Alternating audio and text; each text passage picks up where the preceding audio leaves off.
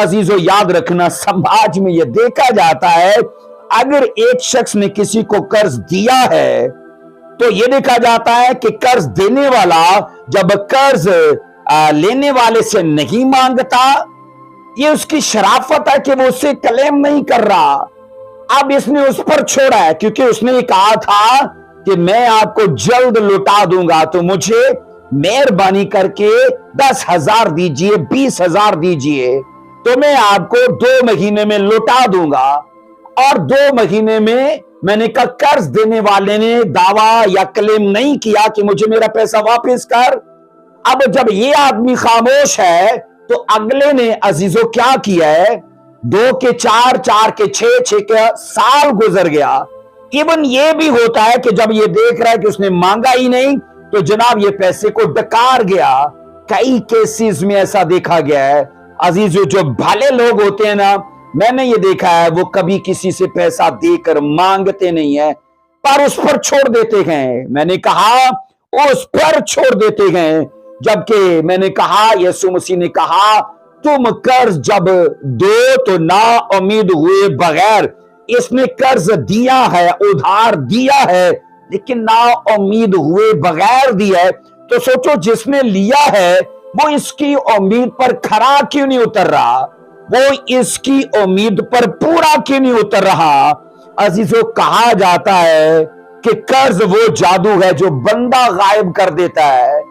कहा जाता है कर्ज वो जादू है जो बंदा गायब कर देता है, क्योंकि जब भी कर्ज लेने वाला आता है तो होता क्या है, बताया यही जाता है, जनाब वो घर में नहीं है, वो घर में नहीं है।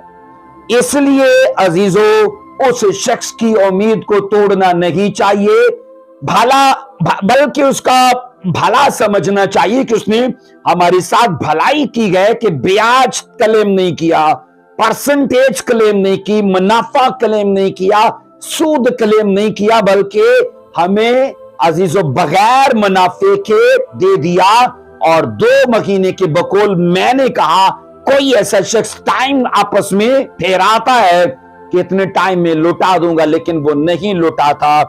अजीजों, फिर यह भी कहा जाता है कि उधार मांगने वाला फकत एक बार उधार मांगता है, पर उधार देने वाला फिर बार बार मांगता है। मांगने वाले ने तो एक बार मांगा, देने वाले ने दे दिया। अब देने वाला उससे बार बार मांगता है, पर मांगने वाला देता ही नहीं है, और उसके पास बहाने खत्म नहीं होते। अजीजों, याद रखना, कहा जाता है कि पैसा एक ऐसी कैंची के जैसा है, अगर लेकर वापस ना किया जाए तो रिश्तों को काट डालता है। मैंने कहा, पैसा अगर लेकर वापस ना किया जाए तो अजीजों ये ऐसा कैंची के जैसे काम करता है कि रिश्तों को काट डालता है। तो मोहतात रहिए। अगर आपने कर्ज लिया है तो कर्ज देने वाले का भला समझिए कि जनाब 1 साल गुजरने के बावजूद भी उसने आपसे परसेंटेज क्लेम नहीं किया, वो अभी भी उम्मीद में है कि आप उसको लौटा दोगे। अब सुनो अजीजों, जो कर्ज वापस नहीं करते, बाइबल उनके लिए क्या कहती है, जरा पढ़ना मेरे साथ। जबूर और उसका 37वां बाब और उसकी 21 आयत से पढ़िए जरा। जबूर की किताब और उसका 37वां बाब और उसकी 21 आयत क्या कहती है। शरीर कर्ज लेता है और अदा नहीं करता, शरीर कर्ज लेता है और अदा नहीं करता, लेकिन सादक रहम करता है और देता है।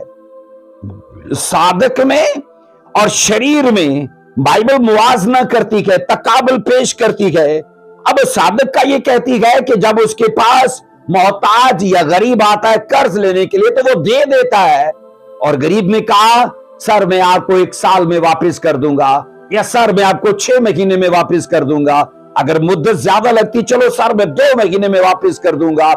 पर बाइबल उसके लिए ये कहती है जो मुद्दत ठहरा कर भी वापस नहीं करता, बाइबल उसके ऊपर डिक्लेयर करती है कि वो शरीर है।